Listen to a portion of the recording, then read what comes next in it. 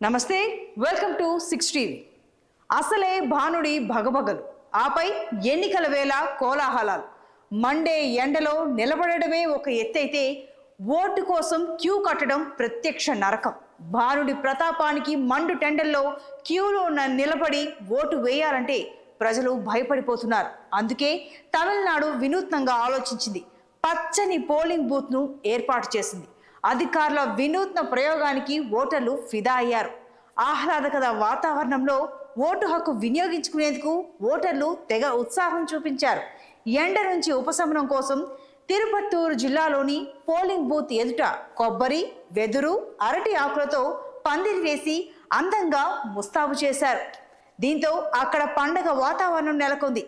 ఎలాంటి ఇబ్బంది లేకుండా వృద్ధులు కూడా ఓటు హక్కును వినియోగించుకున్నారు. దీనికి సంబంధించిన వీడియోను ఐఏఎస్ అధికారిని సుప్రియా సాహు ఎక్స్లో షేర్ చేశారు.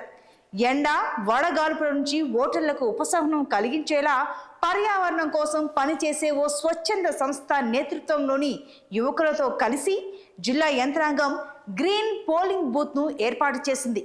పచ్చని తోరణాలు ఓటర్లకు స్వాగతం పలికాయి.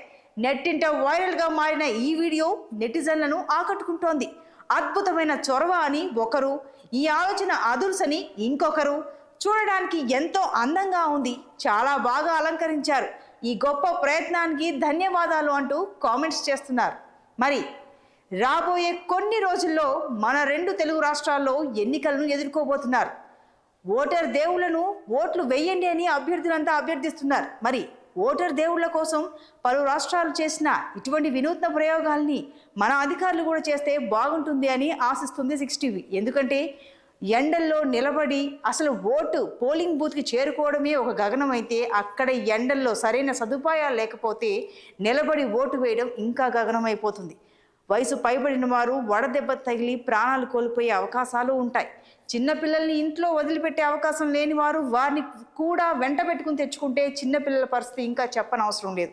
సో ఎండలు 40 డిగ్రీల నుంచి 50 డిగ్రీల వరకు ఉండే అవకాశాలు ఉన్నాయని వాతావరణ శాఖ పలుమార్లు హెచ్చరిస్తూ ఉన్న ఈ తరుణంలో ఈ ఏప్రిల్, మే అంటే ఎన్నికల కాలంలో, ఈ ఎండాకాలంలో ముఖ్యంగా చాలా జాగ్రత్త తీసుకోవాలి.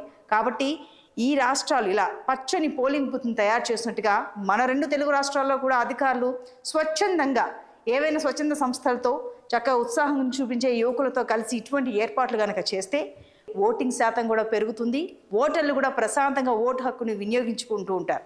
ఆ నోట ఈ నోట బూత్లో చాలా మంచి సదుపాయాలు కలిగించారు. అసలు పోలింగ్ బూత్లా లేదు, చాలా హాయిగా ఉంది, ఓటుని ప్రశాంతంగా వేసి వచ్చామని చెప్తే ఇంకా ఓటింగ్ శాతం పెరిగే అవకాశాలు ఉంటాయి. మరి చూడాలి, ఈ 2 తెలుగు రాష్ట్రాల్లో కూడా అధికారులు ఇటువంటి ప్రయత్నానికి శ్రీకారం చుడతారా? చూద్దాం.